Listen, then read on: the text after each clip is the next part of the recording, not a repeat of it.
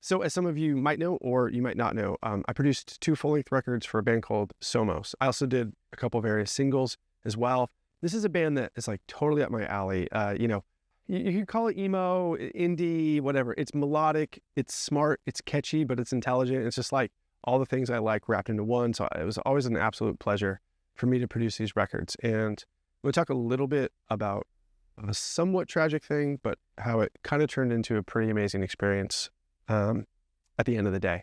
One of the primary songwriters in Somos was our friend Phil Haggerty, who unfortunately, after I produced the last record for the band, passed away before we had an opportunity, or he would have an opportunity to see it released. And, quite honestly, the band kind of shut down for a while.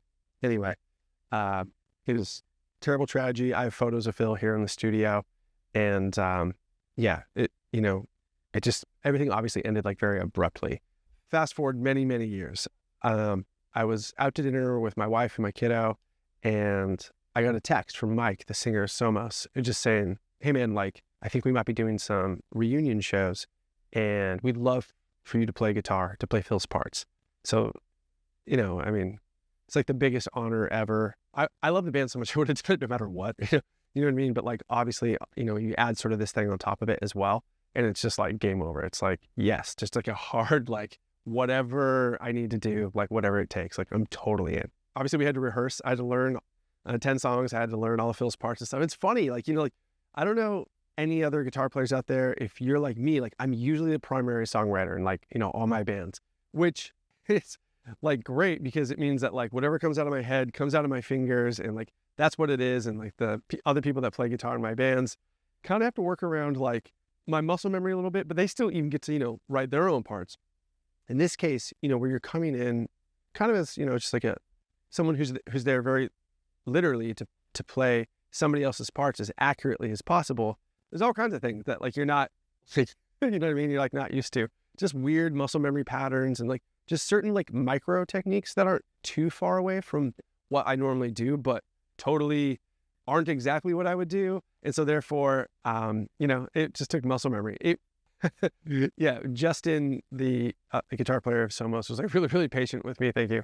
And we got through it. The practices were awesome. I had to go to Seattle to go to a wedding, and I literally went to like a pawn shop, dude. And I bought like the world's worst guitar. It was like $49.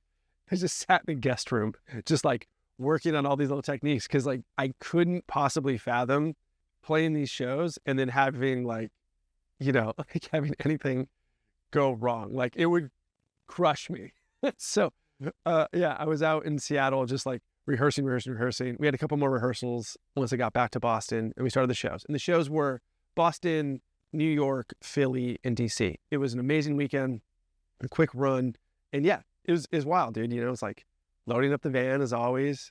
And it's just, I don't know, it was my first time like loading the van. I was like, it's real, honestly my first time being a hired gun in a band, and not being like, I'm always the guy who like coordinates everything, right? I'm always the like, all right, I talked to the promoter and like, all right, we got to be here at this time. We got to like all this stuff, right? It's like this time it's like get in the van, set up, sound check, play guitar. I was like, okay, it's like, is this what it's like for other people? It was like amazing. Yeah. So the first show was super special. First show was Boston. It was an awesome crowd. Everybody just had a great time. And there was a really great moment for me, right? Like where, as you can imagine, there's kind of like a weight right here where everyone kind of knows the deal, and everyone knows that I'm filling in for Phil, and it's a really meaningful thing. No one ever thought these shows were ever going to happen. At the end of the show, Phil's dad came up to me and we had a great conversation. We had another great conversation earlier in the night as well. And, I'm a dad now. And so like, without making this too dark, like I really couldn't imagine, like really.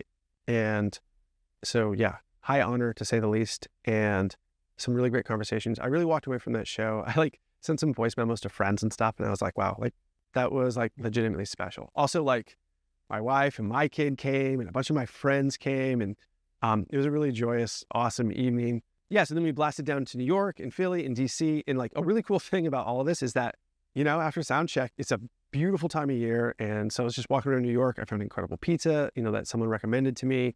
Actually, Justin from Somos recommended to me.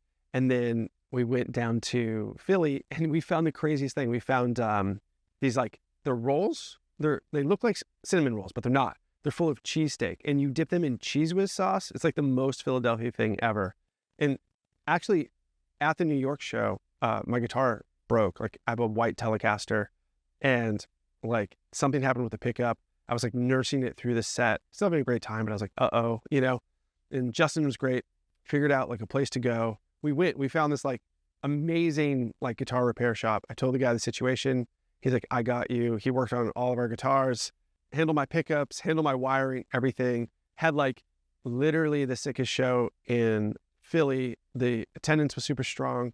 And that one was like more like, I don't know, it reminded me of old shows I played like in the early 2000s and stuff. It just, the energy was great. I think another thing that was like really special about it for me, like, I think I'm mostly known for, you know, being in Defeater, and I'm in Love Letter now, and, you know, being kind of like, you know, Mr. Melodic Hardcore, whatever you want to call it. Quite honestly, like, I've always been way more into like emo stuff, right? More melodic stuff, which probably shines through in like the heavier stuff I write. But like on my arm, I literally have, wait, wrong arm. I've got like a Jawbreaker tattoo, a Mineral tattoo, a Get Up Kids tattoo. This is like a Tim Landers from Transit tattoo.